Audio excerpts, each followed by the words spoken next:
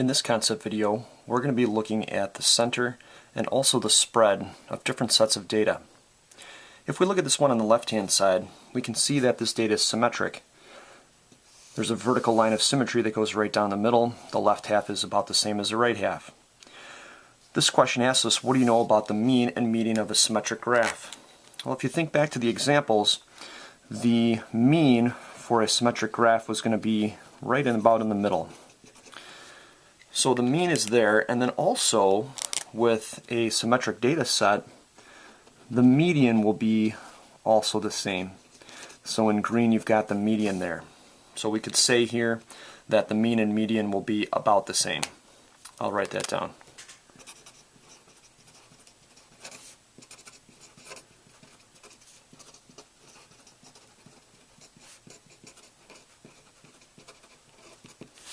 Let's look at these skewed graphs on the right hand side.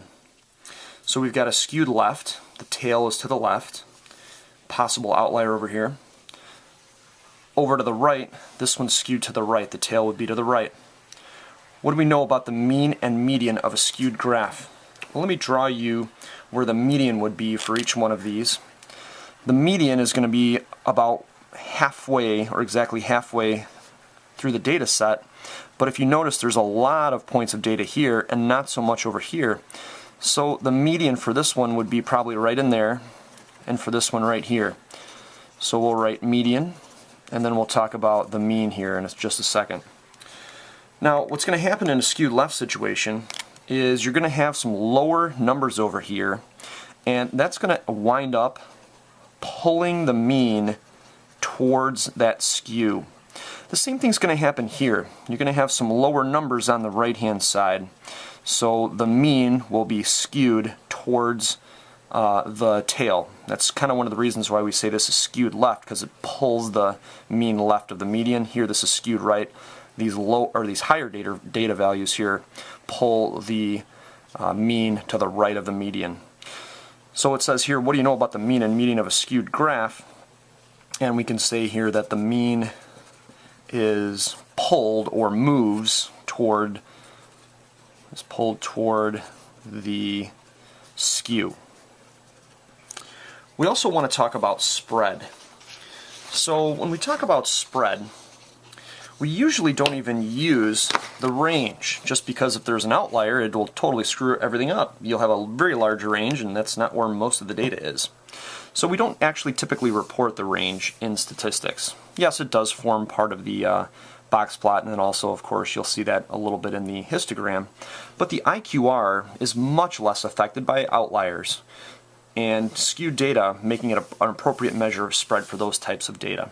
So when the data is skewed, we want to figure out where most of the data is, or at least half in this case, and half of it is in between the in between Q1 and Q3, and that's the IQR. Standard deviation is something we haven't looked at yet. So standard deviation is affected by extreme scores, and it can be, which can be caused by outliers or skewed data. So it's only appropriate for symmetric data. So let's do a little recap here.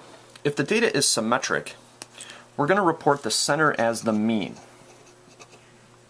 The spread we're going to report using standard deviation. We haven't done a lot with that yet, but we will definitely work with that in the next few lessons. So if the data is symmetric, the mean will be reported for the center, and standard deviation will be reported for the spread. In symmetric data, we wouldn't have that outlier or that tail skewed data, so we can report this. If the data is skewed or has outliers, we're going to report the center as the median.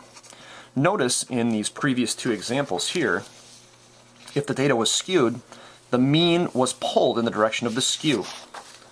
We don't want to list that as the center of the data. That's really not where the center of the data is. We do want to list the median. The median is relatively unaffected by outliers or skewed data.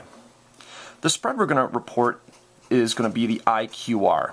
Remember, the IQR is also much less affected by outliers.